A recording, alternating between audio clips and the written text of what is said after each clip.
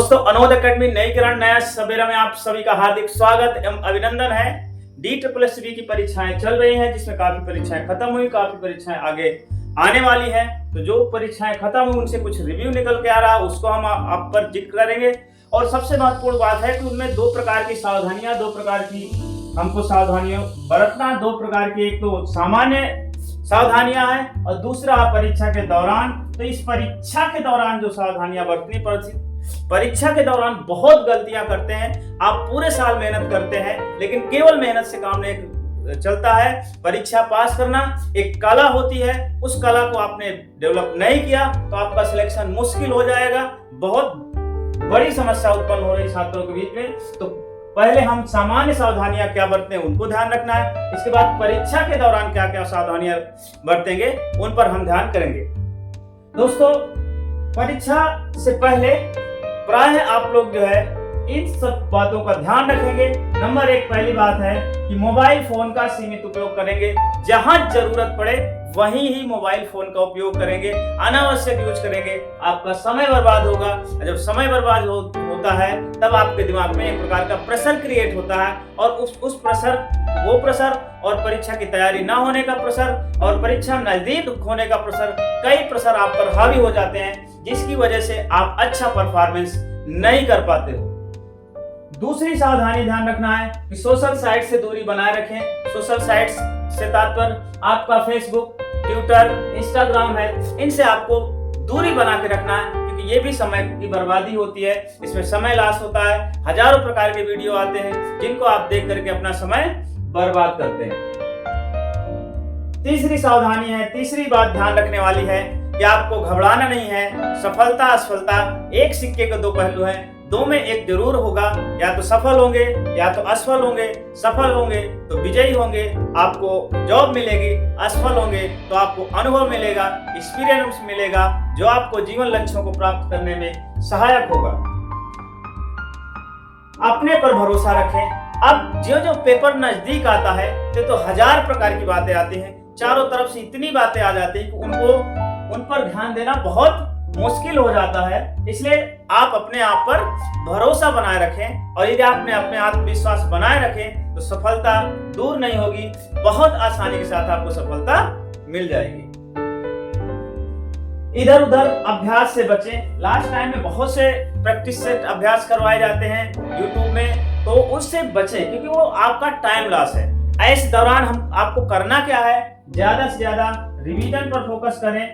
Revision जितना ज्यादा करेंगे आपका ज्ञान उतना क्लियर होगा, उतना स्पष्ट होगा, उतने ही सटीक आंसर देंगे, गलत उत्तर उतने नहीं होंगे और आप सिलेक्शन के दायरे में आ जाएंगे। पेपर आने पर प्राय तनाव बढ़ जाता है, इसलिए आप नियमित रूप से योग एवं प्राणायाम करें। दोस्तों अब हम सबसे महत्वपूर्ण बात पर चर्चा करेंगे, जो परीक्षा के दौरान कौन कौन सी गलतियां हैं। यदि ये गलतियां आपने सुधार लिया तो आपका सिलेक्शन पक्का माना जाएगा। सबसे महत्वपूर्ण जो समय होता है वो है परीक्षा के दौरान। परीक्षा के दौरान हम छोटी छोटी ऐसी गलतियां कर देते हैं जिसका परिणाम बहुत भयंकर होता है। कई बार तो ऐसे भी हो जाता है कि हमारा पेपर ही छूट जाता है या हमारे पूरे साल की तैयारी बर्बाद हो जाती है। तो हम कुछ महत्वपूर्ण सावधानियां हैं जिनको बरतेंगे। यदि इन सावधानियों को आपने ध्यान नहीं दिया तो आपके लिए दिक्कत हो जाएगी। आपका जो पेपर हल करने का जो रिदम है वो गड़बड़ा जाएगा और परिणाम आपके अपेक्षानुरूप नहीं आएगा। दोस्तों हर साल कोई भी एग्जाम होता है तो उसमें कम से कम 10, 15, 20 बच्चे लेट पहुंचते हैं और उनका पेपर छूट जाता है और वहां से वो रोते हुए आते हैं। हर परीक्षा का इस परीक्षा में ध्यान रखना है। दिल्ली में बहुत ही ट्रैफिक रहता है, 1 या 2 घंटे आपको एक्स्ट्रा समय देकर चलना पड़ेगा ताकि आप परीक्षा केंद्र में आराम से पहुंच जाओ। इसके बाद आप अच्छी से एंट्री ले लें। इस बात का विशेष ध्यान रखें। ट्रैफिक दिल्ली का बहुत ज्यादा रहता है, इसलिए इसमें विशेष सावधानी बरते जाने की जरूरत है।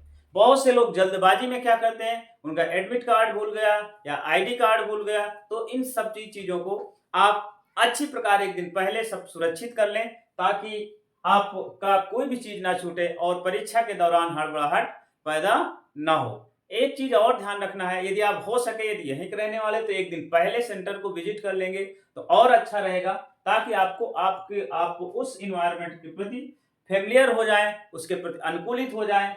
अगली महत्वपूर्ण बात यह है कि जब आप एंट्री लेते हैं उस समय थोड़ा सा व्यवधान होता है, उसका एक प्रोसेस होता है, तो प्रोसेस में जल्दबाजी नहीं करना है, अपितु उस प्रोसेस में सहयोग करना है। क्योंकि कोई भी डिस्टरबेंस वहां जो एंट्री करवा रहे हैं उनके लिए कोई प्रॉब्लम नहीं, लेकिन आपका कोई डिस्टरबेंस हो गया तो आपके पूरे परीक्षा, पूरे एग्जाम का रिदम खराब हो जाएगा, उसका असर आप पर होगा। किसी भी परीक्षा कर्मी से उलझना नहीं है, उन्हें आराम से समझाना है और आराम के साथ एंट्री लेनी है। जैसे वो बोलते हैं उनके निर्देशों का अनुसरण हमें करना चाहिए। यदि हम उलझेंगे, उनसे बातों उलझेंगे तो उसका फाइनली नुकसान आप पर होता है, आप पे प्रेशर पैदा होता है। इसलिए उस एंट्री के दौरान सहयोग करें। अब मेन आ जाता पेपर हल करने का समय। उसमें सेक्शन वाइज खुलते हैं, तो हर सेक्शन के अधिकतम प्रश्न हल करने का प्रयास करें। कई बार शुरू में सरल क्वेश्चन आ जाते हैं, उनको आप कम हल करते हैं, बाद में कठिन क्वेश्चन आ गया तो आप शुरू वाले सरल क्वेश्चन छोड़ दिए।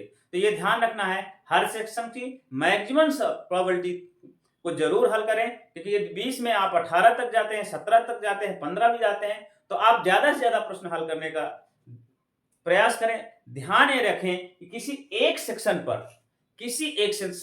पर अधिक समय बर्बाद ना करें, क्योंकि ये कई बार अभी जो पेपर हो रहे हैं पॉलिटिकल साइंस या और अन्य सब्जेक्टों के जो पेपर हो रहे हैं, उनमें ये देखने को मिला कि बहुत से बच्चे शुरू के सेक्शन में या मैथ जिनका नहीं आता है तो एक से एक प्रश्न में बहुत समय बर्बाद कर दिया। और ऐसा भी होता है कि आपने समय भी बर्बाद कर दिया, उस प्रश्न का उत्तर भी नहीं आया और आप में एक प्रकार का प्रेशर क्रिएट हुआ, और उस प्रेशर से आपको बच के रहना है। यदि प्रश्न नहीं आ रहा तो आप स्किप करके आगे बढ़ सकते हैं, क्योंकि आगे आने वाले सवालों को आप अच्छे से हल कर सकते हो। पूरी परीक्षा कंसंट्रेशन की है, एकाग्रता की है, इसलिए पूरे परीक्षा के दौरान आप एकाग्रचित रहें, एकाग्रता बनाए रखें। ईश्वर चाहेगा तो आपका सिलेक्शन जरूर होगा, आपका चयन जरूर होगा। इसके साथ दोस्तों हम ये भी बताना चाहते हैं कि आने वाले दिनों में हम आपको डीबी के डॉक्यूमेंट वेरिफिकेशन के और मेडिकल से रिलेटेड विभिन्न समस्याओं और ज्वाइनिंग से रिलेटेड जो प्रोसेस है उसको हम लेकर आने वाले हैं।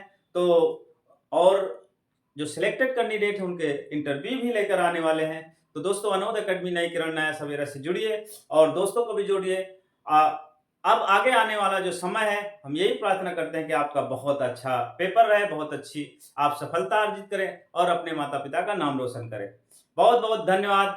मिलते हैं नेक्स्ट वीडियो में, तब तक के लिए जय हिंद, जय भारत।